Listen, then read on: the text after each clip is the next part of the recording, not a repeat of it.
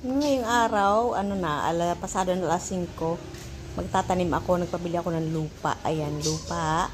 Meron akong lemon na ililipat ko sa paso. Tapos, gagamitin ko itong lumang lupa dito na nasa sako. Tapos, yung kamote ko doon, okay naman sila, natubigan kahapon. Tapos, pumili ako ng mga basket. Tataniman ko ng luya.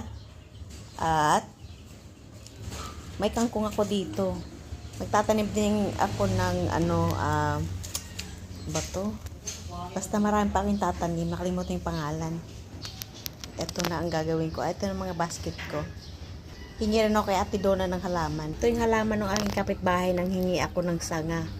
Para itanim ko doon sa loob ng bahay ko. Para may halaman naman ako. Tinulungan ako ng anak ni Ate Donna na magputol ng sanga. O, di ba? Ganun lang 'yon.